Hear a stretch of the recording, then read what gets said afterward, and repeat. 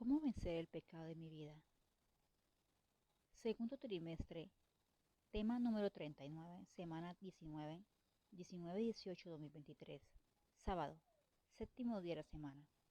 Cronograma para el Santo Sábado del Eterno Creador. Al llegar al templo, cada quien ora individualmente, dando así un tiempo para esto. 7 himnos. Oración inicial. Repetir la ley. Recordar los emblemas. Leer una parte del libro de la ley.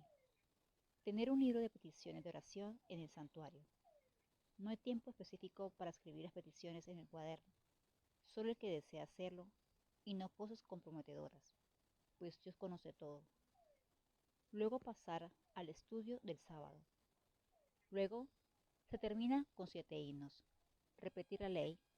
Oración final. 7 diferentes formas de caídas. La fuerza, pero se me dejó saber que ésta no podrá controlar ni dominar una conciencia y decisión firme por Cristo Jesús. Y dijo así: el yo desea tomar por la fuerza o la astucia aquello que no le corresponde o no le es lícito. El yo hace sentir al que lo porta superior a todos, inclusive cree que es superior a mí. El yo maltrata verbal y físicamente a su prójimo y no se muta, pues para él todo debe ser hecho como él dice y no como yo digo. Mortal engaño satánico. La segunda de ellas, el sentimentalismo. Este será grandemente probado en todo su enérgico poder, mas una entera confianza sin reservas en Cristo Jesús es lo que nos garantizará la victoria. Y dijo así: el yo se cree víctima y juega de dicho lado hasta que es confrontado y descubierto, y ahí cambia a victimario, donde todos tienen la culpa de que él sea así. Este hechizo mortal vive en aquel que su yo está florecido en él. Juego astuto del enemigo, desde que se encontró en él maldad en el cielo. La tercera de ellas, la complacencia.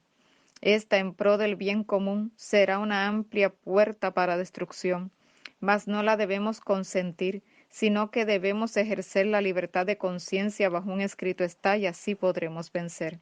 Y dijo así: el yo vive para complacerse y poner de último las necesidades de su prójimo.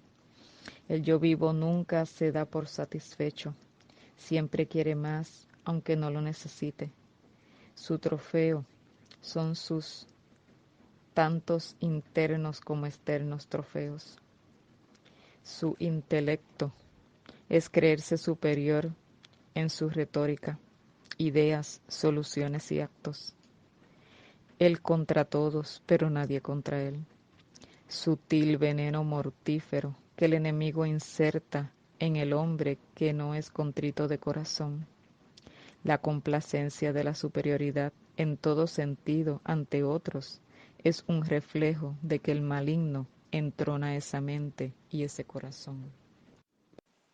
La cuarta de ellas, el orgullo. Este es tan sutil y a la vez tan obvio, mas este último disfrazado de la conveniencia propia y calificada como válida, a nuestro entender, será ruina y cerrará la puerta real de la salvación. Solo una humillación total a Dios nos dará la victoria en él.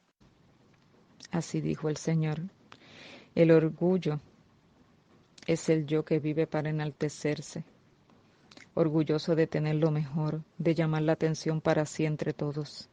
Se viste para ser visto, se peina para que lo admiren, da alarde de superioridad y manda a todos mientras él merece estar de brazos caídos, con el pensamiento activo, centrado en lo que imaginaría, en lo que cree necesitar para seguir escalando puesto y posición. Este casi imperceptible engaño satánico es letalmente mortal al que lo porta y también para los que lo adulan. La quinta de estas que se me habló fue la calumnia. Esta es la muerte para el que la practica, y aunque su espada mortífera desea ser clavada ante su adversario, ésta solo atraviesa el corazón de quien la porta. Resistid al diablo, se me dijo, y de vosotros huirá, y no toquéis lo inmundo. Habrán aflicciones, mas confiad, porque yo he vencido al mundo. Rogad al Dios de la siega que os junte en su granero. Así dijo el Señor. El yo vive calumniando a todo y a todos, pues en su creída imaginación mórbida no es feliz por culpa de otros, no es pleno, y culpa a todos de esto. Todo es por culpa ajena y nunca propia. Si se cae, mira a sus lados, y si alguien lo vio, ya es culpa, porque según él se distrajo al verlo y se cayó. En fin, el calumniador nunca va a creerse que él tiene la culpa propia, sino que la culpa es siempre ajena. Si no le parece lo que otro dice, pues es mentira. Se siente aludido por todo y por todos. Vive su vida excusando su mal proceder, sus dejadeces, y su forma parasitaria de vivir es característica de esta persona y de esta cualidad. La sexta de estas que se me habló fue la dilación, acción sutil, pero una gran arma de destrucción. Esta es una forma de vida que ataca el pensar humano y lo adormece el pensamiento y retrasa la acción al deber del cumplimiento celestial. Es tan mortíferamente sutil que da la ilusión de que lo terrenal es mucho más importante que lo celestial, o sea, lo que es perecedero es más importante que lo que perdurará para siempre. Orad, orad sin cesar, ayunad y buscad el rostro de Cristo Jesús para que podáis vencer ante esta arma de la dilación. Así dijo el Señor. El yo vive por la dilación. Hoy no puedo por esto, mañana no podré por aquello, pasado por lo otro. En fin, lo primordial siempre es último y las inventivas primero. En la lista de lo primordial siempre pone encima y entre ellas su complacencia y nunca completa lo mandatorio. Los detalles lo complacen tanto que pospone los deberes al punto que si fracasa es culpa de ser tan detallista para su forma de dilación propia. Todo debe estar como se imagina, quiere y desea para poder avanzar. Y si esto no es así, es culpa de todos, inclusive de mí. Y por eso él no avanza. El yo de la dilación critica al esforzado, al que cada día con intenso afán lucha por completar su labor diaria. Lo tilda de extremista, fanático y abusivo. El yo de la dilación es detractora, critica a todo aquello que no va de acuerdo a su forma de ver, actuar y pensar. Esta actitud horrendamente pecaminosa de creer que su forma de ser es ley hacia otros es instigación maligna de perdición. La séptima que se me dijo fue la sensualidad. Mi pueblo pereció por falta de conocimiento. Este acto desenfrenado con acciones ilícitas dentro del matrimonio es puesto aún en primer lugar antes del deber del cumplimiento divino. A los tales digo ahora, coméis y bebéis y estáis en fiesta, pero vendrán los días en que el esposo no está y será tiempo de ayuno y oración, porque el león rugiente está alrededor de vuestras casas, y éstas han sido pedidas para ser grandemente zarandeadas, y así será hecho. Mas pedid al Dios de la siega que os reserve a salvo en su granero.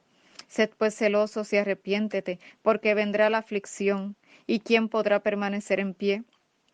En ese momento terminaron diciéndome, Ezequiel 20. La séptima y última es la sensualidad.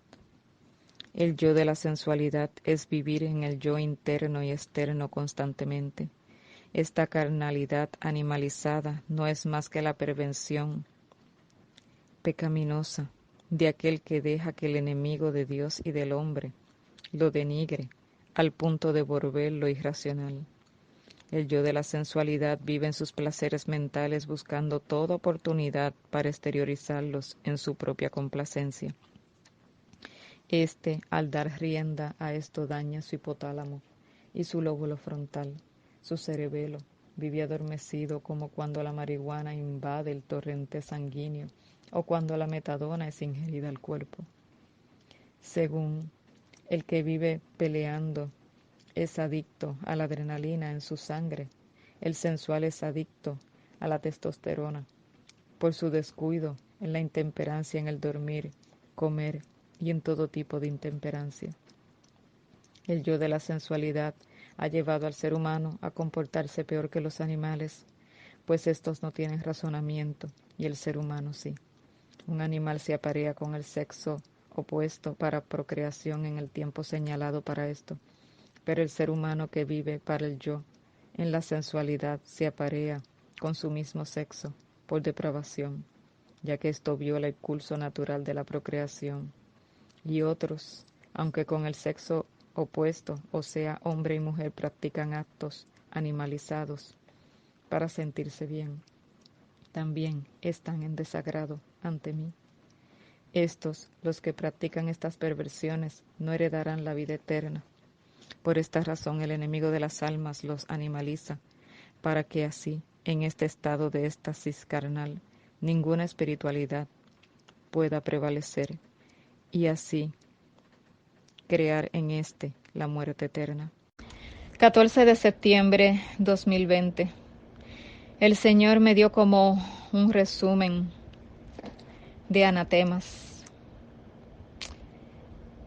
Lo resumió en 10 formas: el yo, la suficiencia propia, el amor a los hijos más que a él, la condependencia absoluta y total de esposo o esposa, en vez de esto ser solamente para él, apego a lo material, a las posesiones, apego monetario, deseos pecaminosos encubiertos sutil y abiertamente, mis ideas propias, los desórdenes sensuales mórbidos acariciados, las excusas sutiles para excusar desobedecer a Dios. Texto bíblico. Versión Reina Valera de Gómez 2010. Juan 16, 7 al 9. Pero yo os digo la verdad. Os es necesario que yo me vaya, porque si no me fuere el Consolador, no vendría a vosotros, mas si me fuere, os le enviaré. Y cuando Él venga, redarguirá al mundo de pecado y de justicia y de juicio. De pecado, por cuanto no cree en mí. Matutina, alza tus ojos del linaje de Guay, día 6, 2. El Espíritu Santo, un guía fiel. Pero yo os digo la verdad, os es necesario que yo me vaya, porque si no me fuere el Consolador no vendría a vosotros, mas si me fuere, os le enviaré. Y cuando Él venga, redarguirá al mundo de pecado y de justicia y de juicio. Juan 16, de 7 al 8. Cristo sabía que su anuncio acerca de la venida del Consolador era una verdad maravillosa. Se estaba acercando a la terminación de su ministerio sobre esta tierra. Y a la vista de la cruz, captaba plenamente la carga de culpabilidad que debía soportar como portador del pecado. Sin embargo, su preocupación mayor era por los discípulos, tratando de encontrar consuelo para ellos. Les dijo: pero yo os digo la verdad, os conviene que yo me vaya, porque si no me fuere el Consolador, no vendría a vosotros, mas si me fuere, os lo enviaré. Juan 16, 7. El mal se había estado acumulando durante siglos y solamente podría ser refrenado y resistido por el potente poder del Espíritu Santo, la tercera persona de la divinidad, quien vendría no con energía limitada, sino en la plenitud del poder divino. Debería enfrentar a otro espíritu, porque la esencia del mal estaba actuando en todas sus formas y era asombroso el sometimiento del hombre al cautiverio satánico. Hoy, como en los días de Cristo, Satanás gobierna las mentes de muchos. Oh, que esta obra terrible y temible pueda ser percibido y resistida. El egoísmo ha pervertido los principios, ha confundido los sentidos y ha nublado el juicio. Parece tan extraño que a pesar de toda la luz que ha estado brillando de la palabra de Dios, se sostengan ideas tan extrañas, tal separación del espíritu y la práctica de la verdad. Pecados que de vez en cuando fueron señalados, que el Señor no considera leves, están presentes ante la puerta de muchos. Si los hombres tan solo depusieran su actitud de resistencia al Espíritu Santo, Éste los convencería de pecado. ¿Qué obra se realizaría? Pero se ha agraviado el Espíritu de Dios y se ha rechazado la luz. No es la voluntad de Dios que alguno perezca, sino que todos tengan vida eterna. Oh, si pudiera estar segura de que mis hermanos captan lo que los principios puros significan para ellos y para todos aquellos con quienes se asocian, mi corazón saltaría de gozo. Cada alma que acepta a Jesús como su Salvador personal anhelará el privilegio de servir a Dios y con entusiasmo echará mano de la oportunidad de mostrar su gratitud dedicando sus capacidades al servicio de Dios. Carta 8 del 6/2/1896, dirigida a mis hermanos en los Estados Unidos. Amados, el 16 de mayo del 2018 a las 7:30 de la mañana, mientras leía el capítulo 14 de Primeros Escritos titulado Los Mensajeros, vino palabra del Señor a mí diciendo: estamos llegando al día de Pentecostés y como los discípulos debemos permanecer unánimes, pidiendo perdón unos a otros y perdón a Dios por nuestros pecados. Todos tenemos algo por qué desintoxicarnos. Tenemos odio, envidias, recelos, asperezas por la verdad, apatía, intolerancia religiosa. No hay justo sino uno, el Señor. Y cuando no toleramos la sana doctrina, estamos perdidos, pues el alfarero coge el vaso y lo rompe para así poder hacerlo nuevo otra vez, y eso duele. Si no estamos dispuestos a esto, sencillamente nos perderemos y no será culpa de nadie, pues cuando Dios nos llama por nombre, Él sabe lo que necesitamos para salvarnos, y el que se resista al proceso terminará por elección propia fuera de las filas. Recordemos a Pedro. Él no quería que el maestro le lavara los pies. ¿Y qué le dijo Jesús? Si no te lavare, no tendrás parte conmigo. Los procesos de parte de Dios hacia nosotros son procesos duros, de desprendimiento material, desprendimiento mental. Vivimos con ideas preconcebidas por nosotros mismos o porque otros la han puesto en nosotros.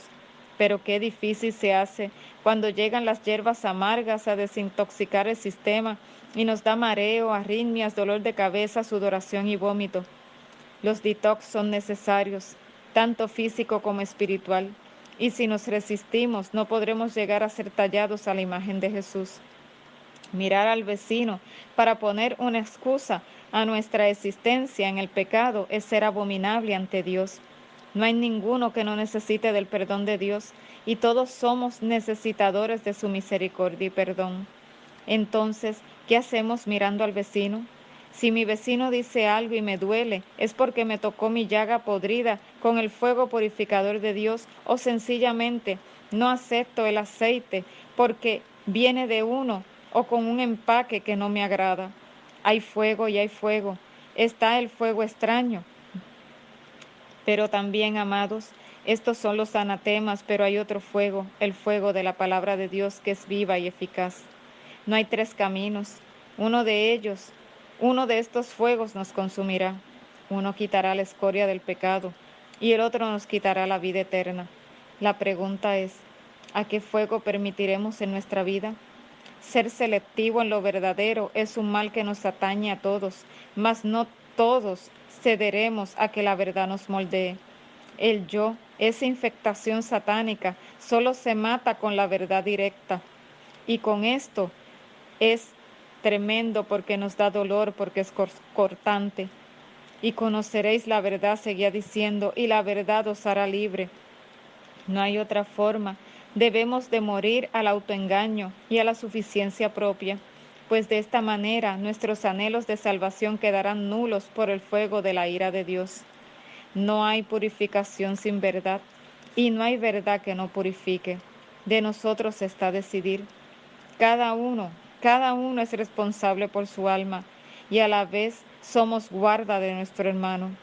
A la ley y al testimonio. ¿Cómo nos puede amanecer estando en tinieblas y cómo podemos brillar sin luz? Cada cual tiene una interpretación propia de la verdad, mas el gran yo soy porta la interpretación correcta y nos es dada a través del Espíritu Santo para el convencimiento y arrepentimiento de pecados. La pregunta es, ¿Estamos dispuestos a someternos a su molde? Tenemos intolerancia religiosa externa. El mundo odia la verdad y lo demuestra viviendo en contra de ella abiertamente, y eso es claro a la vista. Pero tenemos odiadores de la verdad internos que aborrecen ser bereanos y que otros lo sean. Ahora la pregunta es, ¿dejará el ave las plumas y usará pelo por mis gustos y caprichos? ¿O seguirá usando sus plumas para volar? ¿O dejará el buey su fuerza ante el lobo feroz? De ninguna manera. Cada uno de nosotros ha tenido unas experiencias vívidas con la palabra de Dios. Por eso estamos aquí y ahora. Las excusas salen sobrando cuando ponemos las manos en el arado. Dios declara que el que hace esto y se va del arado no es digno de él. Asegurémonos de ser dignos delante de Dios, no con nuestra propia justicia, sino con la de Él. La crueldad caracteriza al ser humano que se cree infalible, mas la abnegación al que reconoce que el infalible es Dios. No seamos dilatadores de hacer lo que debemos hacer, porque para vuestra propia destrucción es esto. Más bien luchad por el bien hacer, y el Dios de paz os guiará y cuidará hasta llegar a puerto seguro.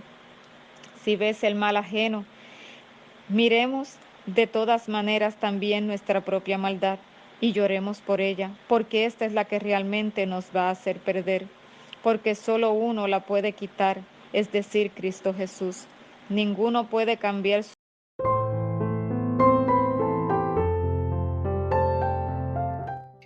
José y sus hermanos.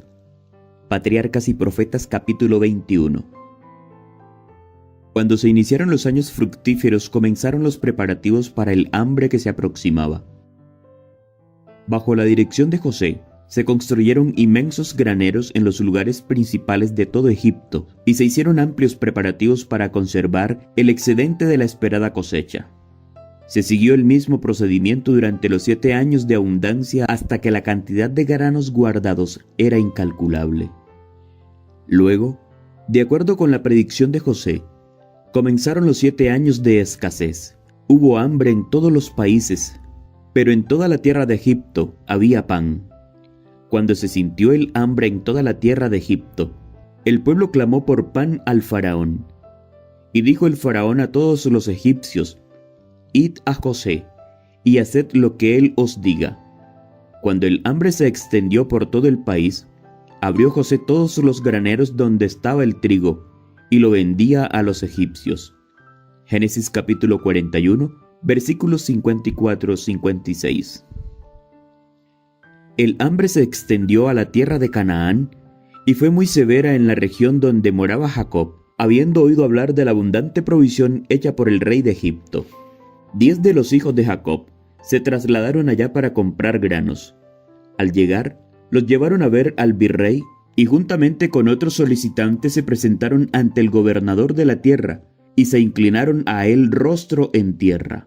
Génesis 42, versículo 50. Reconoció pues José a sus hermanos, pero ellos no lo reconocieron. Su nombre hebreo había sido cambiado por el que había puesto el rey, y había muy poca semejanza entre el primer ministro de Egipto y el muchacho a quien ellos habían vendido a los ismaelitas. Al ver a sus hermanos inclinándose y saludándolo con reverencia, José recordó sus sueños, y las escenas del pasado se presentaron vivamente ante él. Su mirada penetrante, al examinar el grupo, descubrió que Benjamín no estaba entre ellos. ¿Había sido él también víctima de la traicionera crueldad de aquellos hombres rudos? Decidió averiguar la verdad.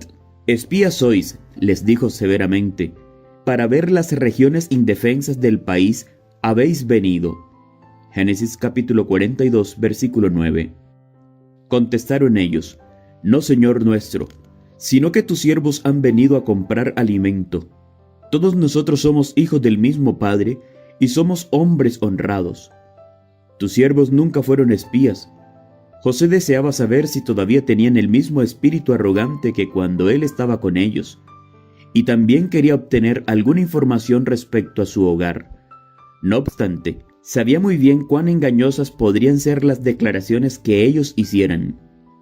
Les acusó de nuevo y contestaron: «Tus siervos somos 12 hermanos, hijo de un varón de la tierra de Canaán, y he aquí el menor está hoy con nuestro padre, y el otro no parece.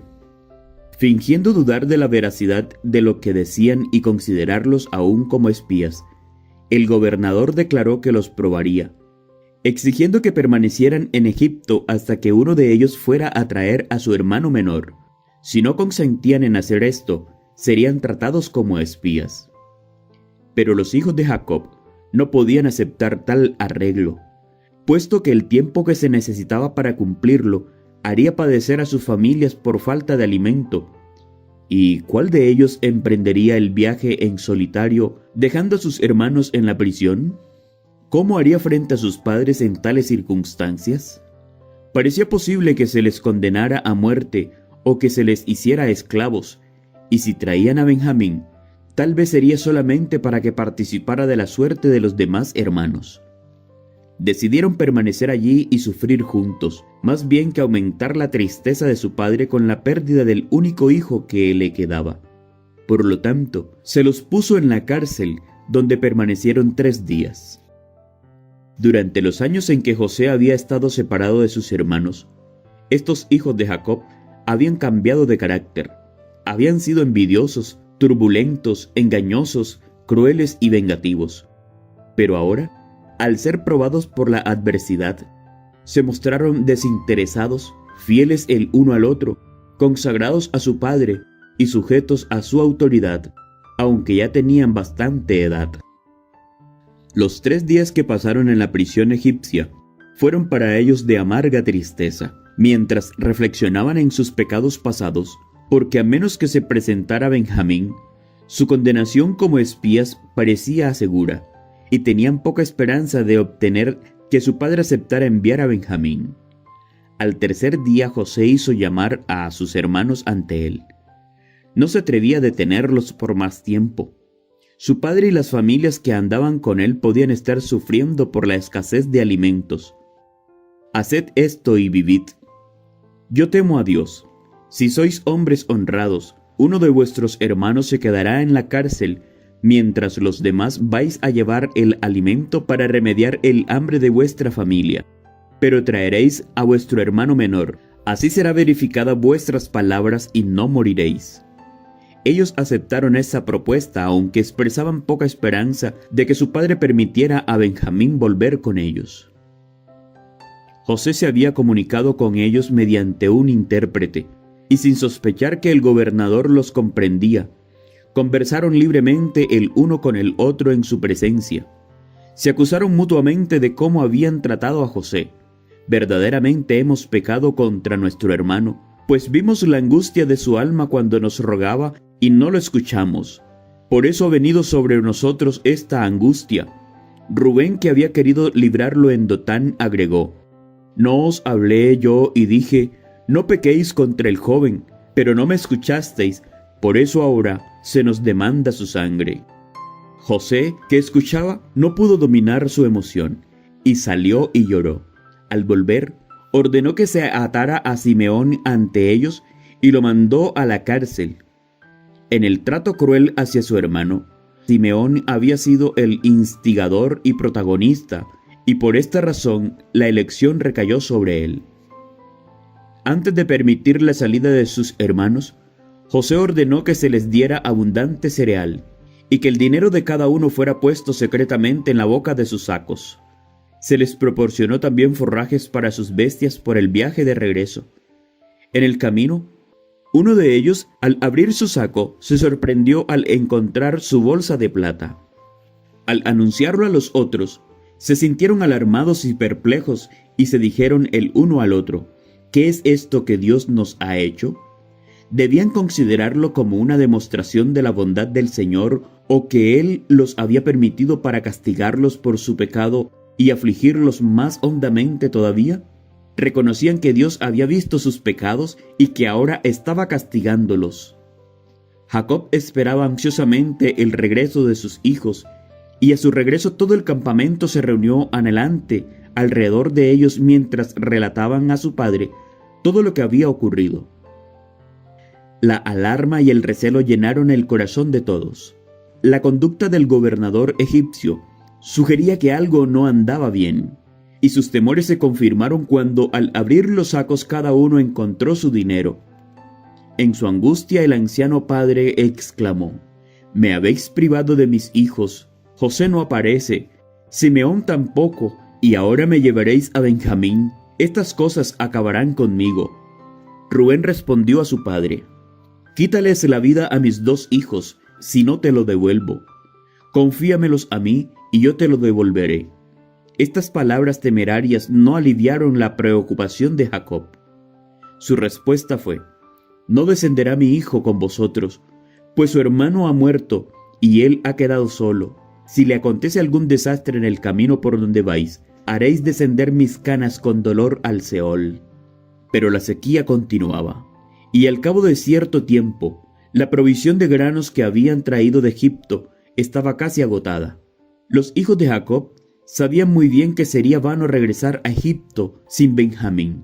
Tenían poca esperanza de cambiar la resolución del padre y esperaban la crisis en silencio. La sombra del hambre se hacía cada vez más oscura. En los rostros ansiosos de todo el campamento, el anciano leyó su necesidad. Por fin dijo: «Volved y comprad para nosotros un poco de alimento». Judá contestó: «Aquel hombre nos advirtió con ánimo resuelto: no veréis mi rostro si no traéis a vuestro hermano con vosotros. Si envías a nuestro hermano con nosotros, descenderemos y te compraremos alimento. Pero si no lo envías, no descenderemos, porque aquel hombre nos dijo: no veréis mi rostro si no traéis a vuestro hermano con vosotros». Génesis capítulo 43, versículos 3 al 5. Viendo que la resolución de su padre empezaba a vacilar, agregó: «Envía al joven conmigo. Nos levantaremos e iremos enseguida, a fin de que vivamos y no muramos ni nosotros, ni tú, ni nuestros niños». Y se ofreció como garante de su hermano, comprometiéndose a aceptar la culpa para siempre si no devolvía a Benjamín a su padre. Jacob no pudo negar su consentimiento por más tiempo, y ordenó a sus hijos que se prepararan para el viaje.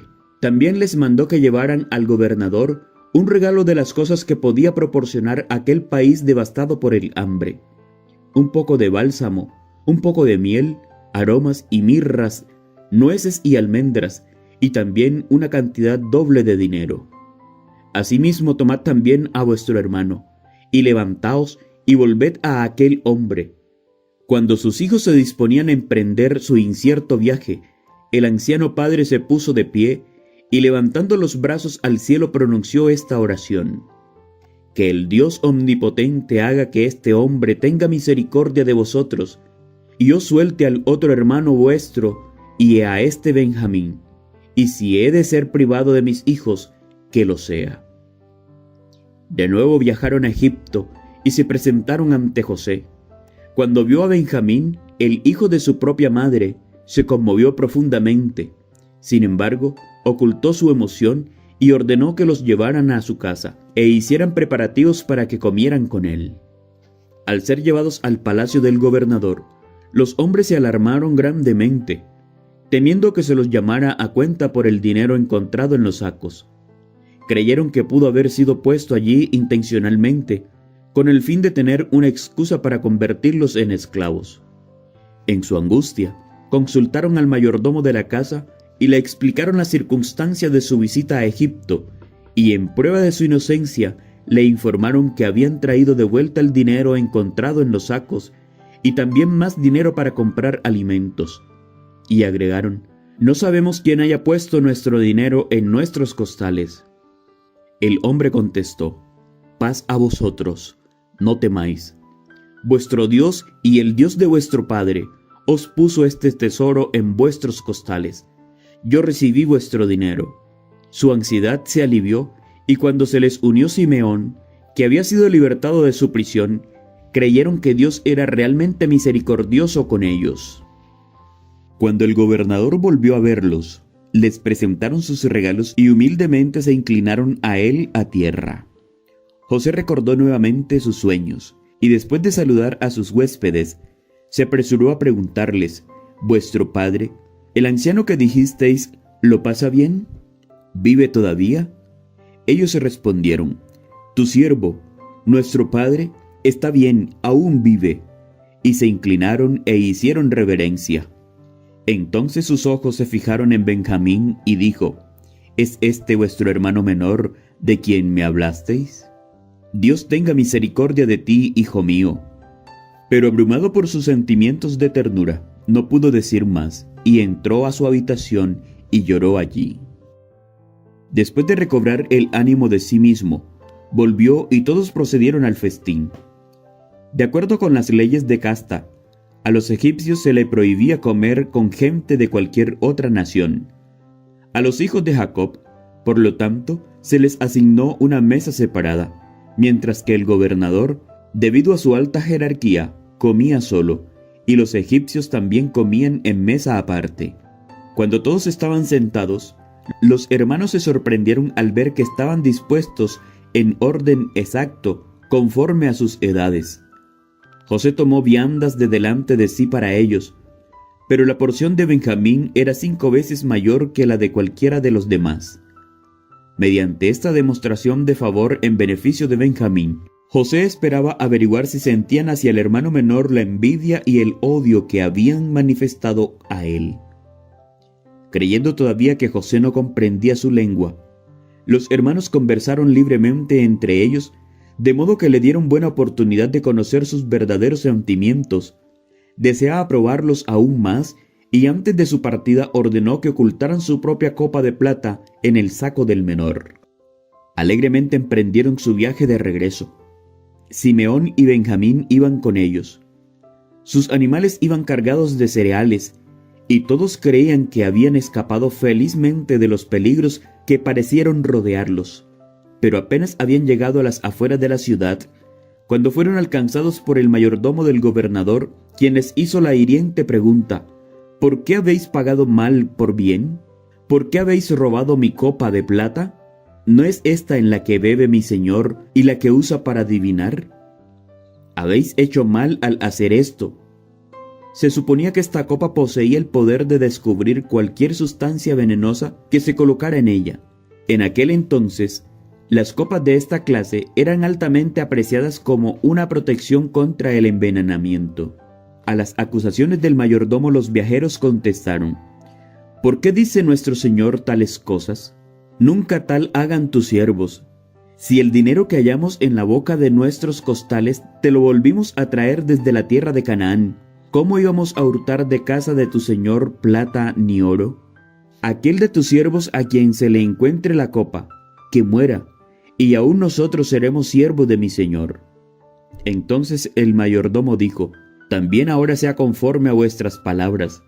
Aquel a quien se le encuentre será mi siervo. Los demás quedaréis sin culpa. Enseguida se inició la búsqueda. Ellos entonces se dieron prisa. Bajó cada uno su costal a tierra y cada cual abrió el suyo. Y el mayordomo los examinó a todos. Comenzó con Rubén. Siguió en orden hasta llegar al menor. La copa se encontró en el saco de Benjamín. Los hermanos desgarraron su ropa en señal de profundo dolor y regresaron lentamente a la ciudad. De acuerdo con su propia promesa, Benjamín estaba condenado a una vida de esclavitud. Siguieron al mayordomo hasta el palacio y, encontrando al gobernador todavía ahí, se postraron ante él. ¿Qué acción es esta que habéis hecho?, dijo. ¿No sabéis que un hombre como yo sabe adivinar? José se proponía obtener de ellos un reconocimiento de su pecado. Jamás había pretendido poseer el poder de adivinar, pero quería hacerles creer que podía leer los secretos de su vida. Judá contestó: ¿Qué diremos a mi señor? ¿Qué hablaremos o con qué nos justificaremos? Dios ha hallado la maldad de tus siervos. Nosotros somos siervos de mi señor, nosotros y también aquel en cuyo poder se halló la copa. Nunca haga yo tal mal, fue la respuesta. El hombre en cuyo poder se halló la copa, ese será mi siervo. Vosotros id en paz junto a vuestro padre. En su profundo dolor, Judá se acercó al gobernador y exclamó: Ay, señor mío, te ruego que permitas a tu siervo decir una palabra a oídos de mi señor, y no se encienda tu enojo contra tu siervo, pues tú eres como el faraón. con palabras de conmovedora elocuencia, describió el profundo pesar de su padre por la pérdida de José y su rechazo a permitir que Benjamín viajara con ellos a Egipto, pues era el único hijo que le quedaba de su madre Raquel, a quien Jacob había amado tan tiernamente. Ahora pues, cuando vuelva yo a tu siervo mi padre, si el joven no va conmigo, como su vida está ligada a la vida de él, sucederá que cuando no vea al joven, morirá, y tus siervos harán que con dolor descienda al Seol las canas de nuestro padre tu siervo. Como tu siervo salió fiador del joven ante mi padre, diciendo, si no te lo traigo de vuelta, entonces yo seré culpable ante mi padre para siempre. Por eso te ruego que se quede tu siervo en lugar del joven como siervo de mi señor, y que el joven vaya con sus hermanos, pues ¿cómo volveré yo a mi padre sin el joven? No podré, por no ver el mal que sobrevendrá a mi padre. José estaba satisfecho. Había visto en sus hermanos los frutos del verdadero arrepentimiento. Al oír el noble ofrecimiento de Judá, ordenó que todos, excepto estos hombres, se retiraran. Entonces, llorando en alta voz, exclamó, yo soy José, ¿vive aún mi padre? Sus hermanos permanecieron inmóviles, mudos de temor y asombro. El gobernador de Egipto era su hermano José, a quien por envidia habían querido asesinar y a quien por fin habían vendido como esclavo. Todos los tormentos que le habían hecho sufrir pasaron ante ellos. Recordaron cómo habían menospreciado sus sueños y cómo habían luchado por evitar que se cumplieran. Sin embargo, habían participado en el cumplimiento de estos sueños y ahora estaban por completo a merced de él, y sin duda alguna, él se vengaría del daño que había sufrido. Viendo su confusión, les dijo amablemente, acercaos ahora a mí. Y cuando se acercaron, él prosiguió, yo soy José vuestro hermano, el que vendiste a los egipcios. Ahora pues, no os entristezcáis, ni os pese de haberme vendido acá, porque para salvar vidas me envió Dios delante de vosotros. Considerando que ya habían sufrido ellos lo suficiente por la crueldad hacia él, notablemente trató de desvanecer sus temores y de reducir la amargura de su remordimiento, pues ya ha habido 2 años de hambre en medio de la tierra, y aún quedan 5 años en los cuales no habrá arada ni siega. Dios me envió delante de vosotros para que podáis sobrevivir sobre la tierra, para daros vida por medio de una gran liberación. Así pues, no me enviasteis acá vosotros, sino Dios, que me ha puesto por padre del faraón, por señor de toda su casa y por gobernador de toda la tierra de Egipto. Daos prisa, id a mi padre y decidle, así dice tu hijo José, Dios me ha puesto por señor de todo Egipto. Ven a mí, no te detengas, habitarás en la tierra de Gosén, y estarás cerca de mí, tú, tus hijos, y los hijos de tus hijos, tus ganados y tus vacas, y todo lo que tienes. Allí te alimentaré, pues aún quedan 5 años de hambre, para que no perezca de pobreza tú, tu casa y todo lo que tienes. Vuestros ojos ven, y también los ojos de mi hermano Benjamín, que mi boca os habla. Haréis pues saber a mi padre toda mi gloria en Egipto, y todo lo que habéis visto. Daos prisa, y traed a mi padre acá. José se echó sobre el cuello de su hermano Benjamín y lloró. También Benjamín lloró sobre su cuello. Luego besó a todos sus hermanos y lloró sobre ellos. Después de esto, sus hermanos hablaron con él, confesaron humildemente su pecado y le pidieron perdón. Durante mucho tiempo habían sufrido ansiedad y remordimiento, y ahora se llenaron de gozo al ver que José estaba vivo. La noticia de lo que había ocurrido pronto llegó a oídos del rey, quien, anheloso de manifestar su gratitud a José, confirmó la invitación del gobernador a su familia, diciendo, la riqueza de la tierra de Egipto será vuestra. Los hermanos de José fueron enviados con gran provisión de alimentos y carruajes, y todo lo necesario para trasladar a Egipto a todas sus familias y las personas que dependían de ellas. José hizo regalos más valiosos a Benjamín que a los otros hermanos. Luego, temiendo que sobrevinieran disputas entre ellos durante el viaje de regreso, cuando estaban por partir les dio el encargo, no riñáis por el camino. Los hijos de Jacob volvieron a su padre con la grata noticia: José aún vive, y él es señor de toda la tierra de Egipto. Al principio el anciano se sintió abrumado. No podía creer lo que oía, pero al ver la larga caravana de carros y animales cargados, y a Benjamín otra vez con él, se convenció, y lleno de gozo exclamó: con esto me basta. José mi hijo vive todavía. Iré y lo veré antes de morir. Quedaban otros actos de humillación para los 10 hermanos. Confesaron a su padre el engaño y la crueldad que durante tantos años habían amargado la vida de él y la de ellos. Jacob no le había creído capaces de tan vil pecado, pero vio que todo había sido dirigido para bien y bendijo a sus descarriados hijos. Muy pronto el padre y los hijos con sus familias, sus rebaños y manadas y muchos asistentes se pusieron en camino a Egipto. Viajaron con corazón regocijado, y cuando llegaron a Beerseba, el patriarca ofreció sacrificio de agradecimiento e imploró al Señor que le otorgara una garantía de que iría con ellos.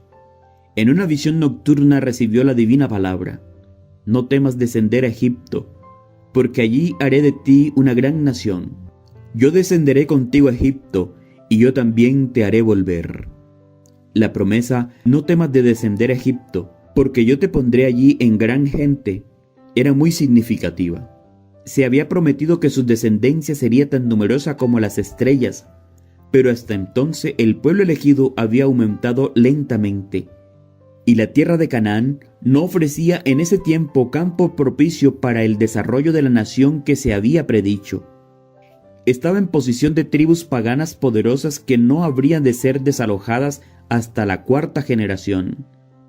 De haber quedado allí para convertirse en un pueblo numeroso, los descendientes de Israel habían tenido que expulsar a los habitantes de la tierra o dispersarse entre ellos. Conforme a la disposición divina, no podían hacerlo primero, y si se mezclaban con los cananeos, se exponían a ser seducidos por la idolatría. Egipto, sin embargo, ofrecía las condiciones necesarias para el cumplimiento del propósito divino. Se les ofrecía allí un sector del país bien regado y fértil, con todas las ventajas necesarias para un rápido crecimiento. Y la antipatía que habrían de encontrar en Egipto debido a su ocupación, porque para los egipcios es abominación todo pastor de ovejas, les permitiría seguir siendo un pueblo distinto y separado, y serviría para impedirles que participaran en la idolatría egipcia. Al llegar a Egipto, la compañía se dirigió a la tierra de Gosén. Allí fue José en su carro oficial, acompañado de un séquito principesco. Olvidó el esplendor de su ambiente y la dignidad de su posición. Un solo pensamiento llenaba su mente, un anhelo conmovía su corazón. Cuando divisó la llegada de los viajeros, no pudo ya reprimir el amor cuyos anhelos había sofocado durante tantos largos años. Saltó de su carro y corrió a dar la bienvenida a su padre. Se echó sobre su cuello y sobre su cuello lloró largamente. Entonces Israel dijo a José: muera yo ahora, ya que he visto tu rostro y sé que aún vives. José llevó a 5 de sus hermanos para presentarlos al faraón y para que se les diera la tierra en que iban a establecer sus hogares. La gratitud hacia su primer ministro induciría al monarca a honrarlos como nombramientos para ocupar cargos oficiales. Pero José, leal al culto de Jehová, trató de salvar a sus hermanos de las tentaciones a que se exponían en una corte pagana. Por consiguiente, les aconsejó que cuando el rey les preguntara, le dijeran francamente su ocupación. Los hijos de Jacob siguieron este consejo, teniendo cuidado también de manifestar que habían venido a morar temporalmente en la tierra y no a permanecer allí, reservándose de esta manera el derecho de marcharse cuando lo desearan. El rey le asignó un lugar como había ofrecido, en lo mejor del país, en la tierra de Gosén. Poco tiempo después, José llevó también a su padre para presentarlo al rey. El patriarca era extraño al ambiente de las cortes reales, pero en medio de las sublimes escenas de la naturaleza, había tenido comunión con el monarca más poderoso, y ahora con consciente superioridad, alzó las manos y bendijo al faraón. en su primer saludo a José. Jacob habló como si con esta conclusión jubilosa de su largo dolor y amistad estuviera listo para morir, pero todavía se le otorgaron 17 años en el quinto retiro de Gosén. Estos años fueron un feliz contraste con los que lo habían precedido. Jacob vio en sus hijos evidencias de un verdadero arrepentimiento. Vio a su familia rodeada de todas las condiciones necesarias para convertirse en una gran nación, y su fe se afirmó en la segura promesa de su futuro establecimiento en Canaán. Él mismo estaba rodeado de todas las demostraciones de amor y favor que el primer ministro de Egipto podía dispensar, y feliz en la compañía de su hijo por tanto tiempo perdido, descendió quieta y apaciblemente al sepulcro. Cuando sintió que se aproximaba la muerte, mandó llamar a José. Aferrándose también con firmeza a la promesa de Dios referente a la posesión de Canaán, dijo: «Te ruego que no me entierres en Egipto. Cuando duerma con mis padres, me llevarás de Egipto y me sepultarás en el sepulcro de ellos». José prometió hacerlo, pero Jacob no estaba satisfecho con esto. Le pidió que le jurara solemnemente que lo enterraría junto a sus padres en la cueva de Macpela. Otro asunto importante exigía atención. Los hijos de José habían de ser formalmente recibidos entre los hijos de Israel. A la última entrevista con su padre, José llevó consigo a Efraín y Manasés. Estos jóvenes estaban ligados por parte de su madre a la orden más alta del sacerdocio egipcio. Y si ellos eligieran unirse a los egipcios, la posición de su padre les abriría el camino a la opulencia y la distinción. Pero José deseaba que ellos se unieran a su propio pueblo. Manifestó su fe en la promesa del pacto en favor de sus hijos, renunciando a todos los honores de la corte egipcia a cambio de un lugar entre las despreciadas tribus de pastores a quienes se había confiado los oráculos de Dios.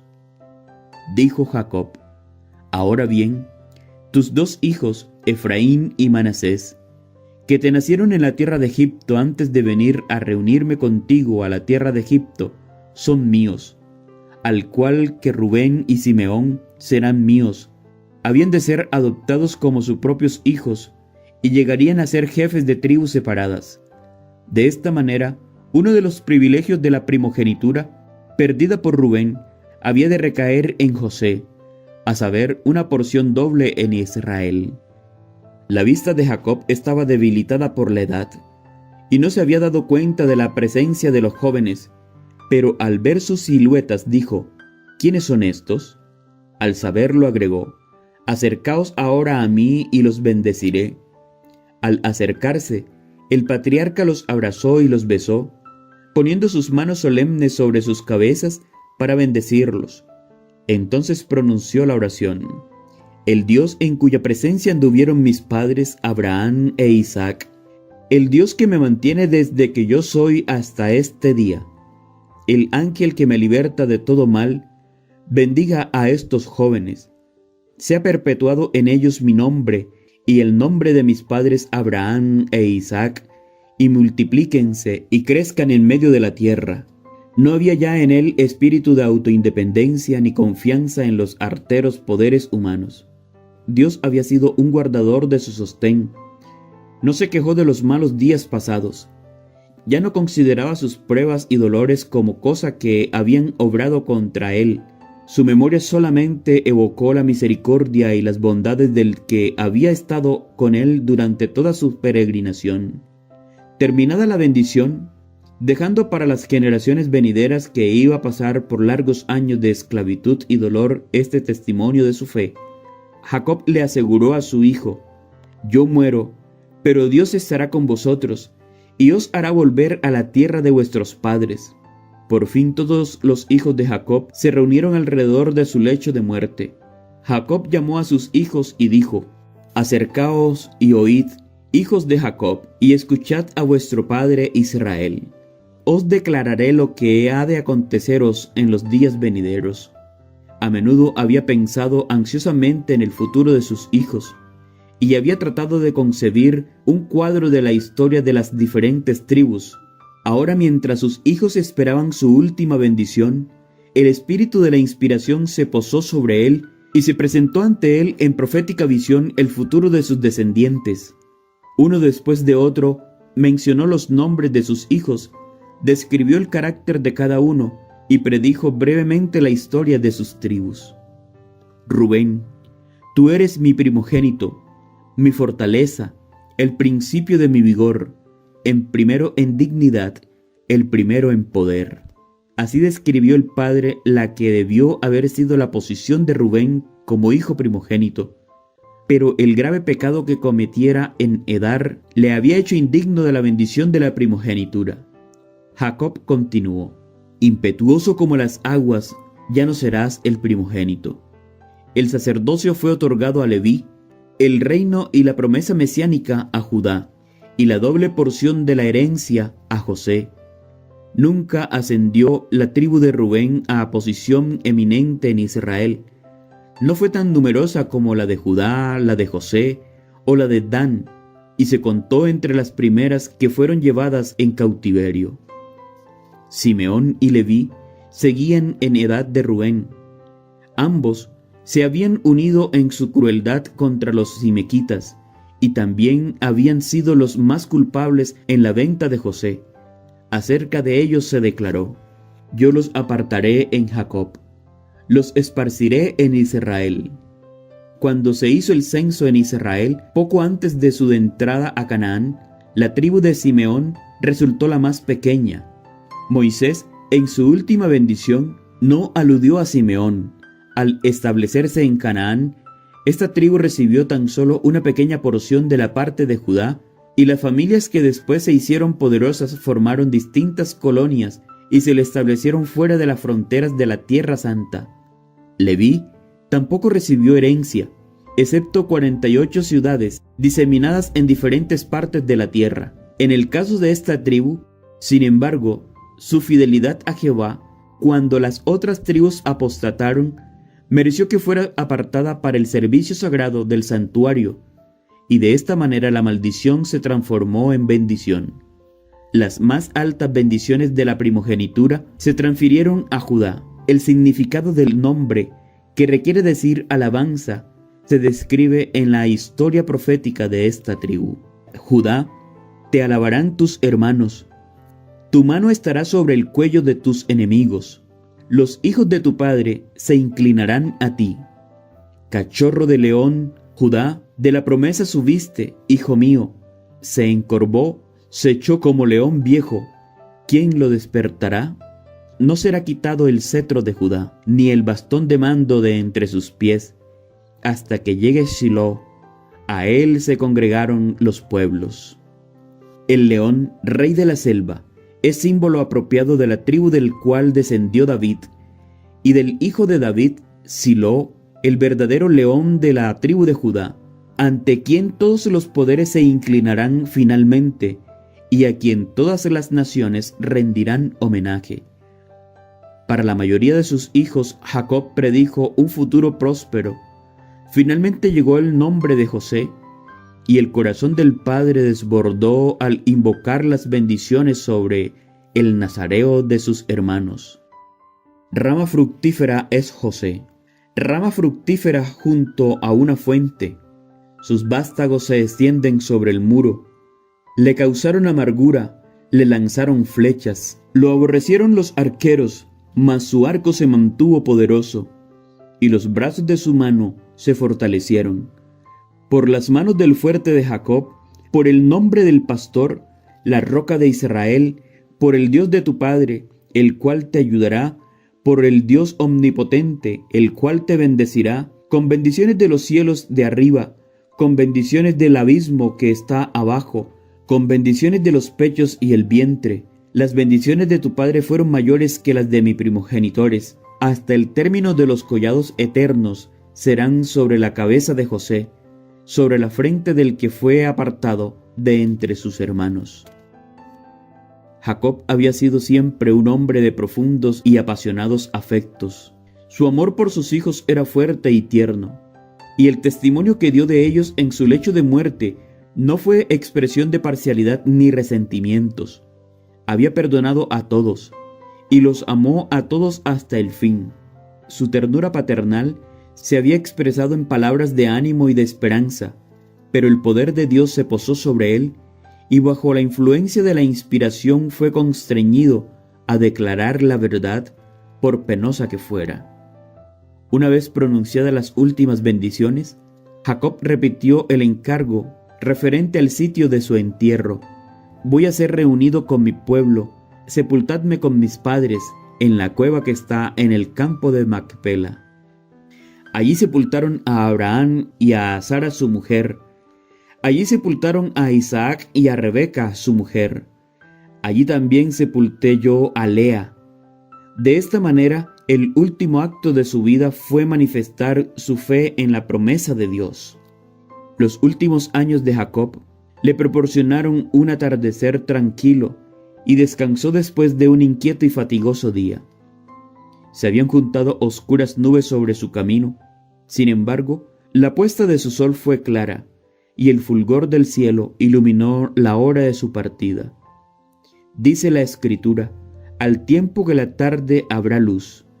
Considera al íntegro y mira al justo, que la postrimería de cada uno de ellos es paz. Zacarías capítulo 14, versículo 7. Salmos 37, versículo 37. Jacob había pecado y había sufrido hondamente. Había tenido que pasar muchos años de trabajo, cuidado y dolor desde el día en que su gran pecado lo obligó a huir de las tiendas de su padre. Había sido fugitivo sin hogar, separado de su padre a quien nunca volvió a ver. Trabajó 7 años por lo que amó, solamente para ser vilmente defraudado. Trabajó 20 años al servicio de un pariente codicioso y rapaz. Vio aumentar su riqueza y crecer a sus hijos en su derredor, pero halló poco regocijo en su contenciosa y dividida familia.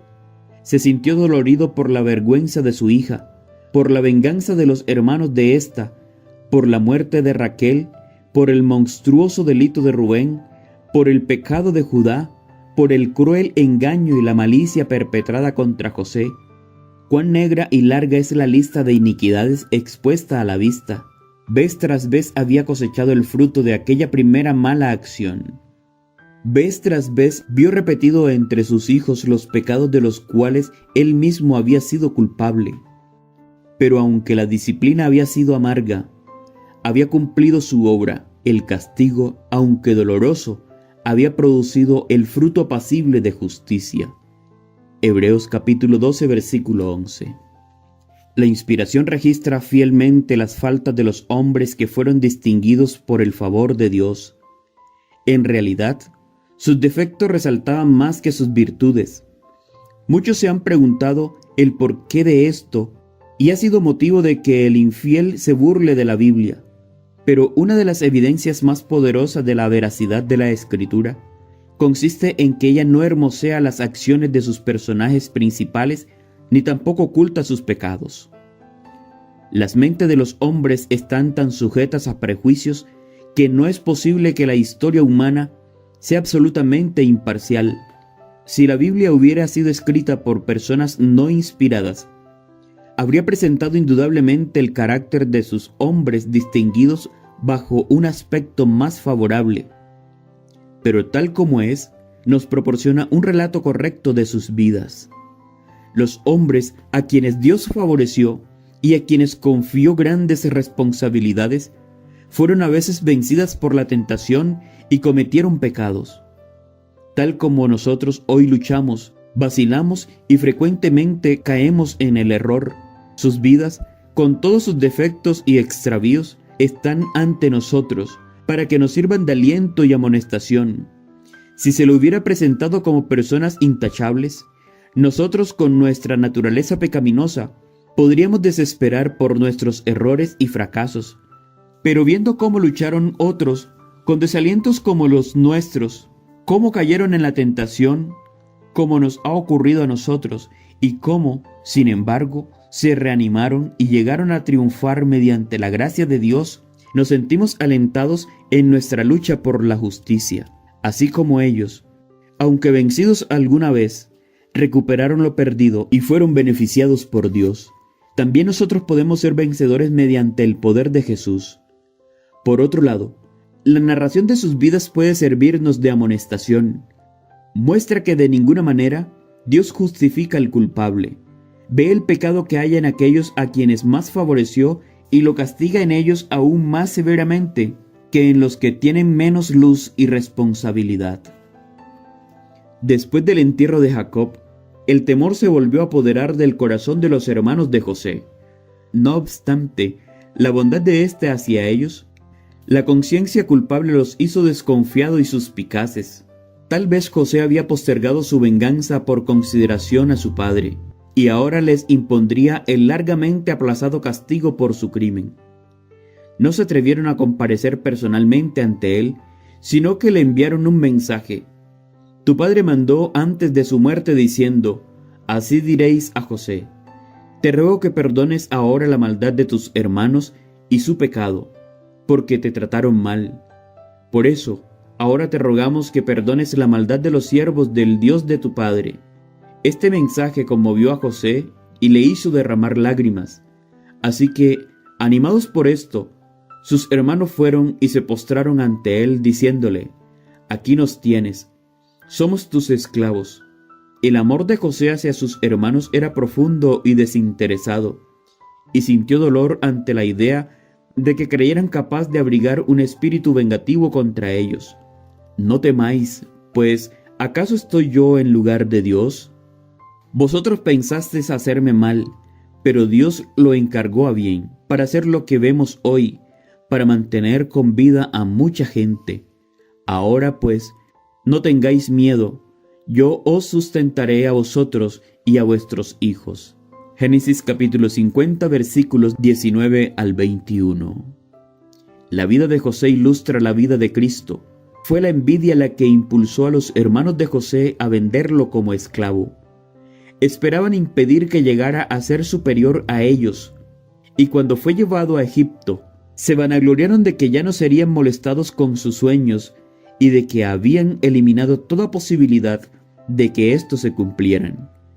Pero su proceder fue contrarrestado por Dios y Él los hizo servir para cumplir el mismo acontecimiento que trataban de impedir. De la misma manera, los sacerdotes y dirigentes judíos sintieron celos de Cristo y temieron que desviara de ellos la atención del pueblo. Le dieron muerte para impedir que llegara a ser rey, pero al obrar así, provocaron ese mismo resultado. Mediante su servidumbre en Egipto, José se convirtió en el salvador de la familia de su padre. No obstante, este hecho no aminoró la culpa de sus hermanos. Asimismo, la crucifixión de Cristo por sus enemigos lo hizo redentor de la humanidad, salvador de la raza perdida y soberano de todo el mundo. Pero el crimen de sus asesinos fue tan execrable como si la mano providencial de Dios no hubiera dirigido los acontecimientos para su propia gloria y para bien de los hombres. Así como José fue vendido a los paganos por sus propios hermanos, Cristo fue vendido a sus enemigos más enconados por uno de sus discípulos. José fue acusado falsamente y arrojado en una prisión por su virtud. Asimismo, Cristo fue menospreciado y rechazado porque su vida recta y abnegada reprendía el pecado. Y aunque no fue culpable de mal alguno, fue condenado por el testimonio de testigos falsos.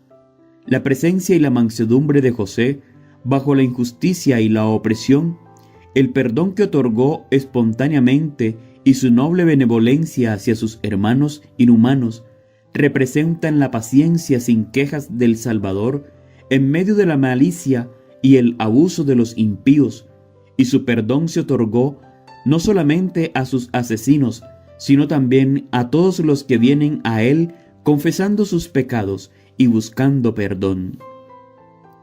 José vivió 54 años después de la muerte de su padre. Alcanzó a ver los hijos de Efraín hasta la tercera generación, y también a los hijos de Maquir, hijo de Manasés, fueron criados sobre las rodillas de José.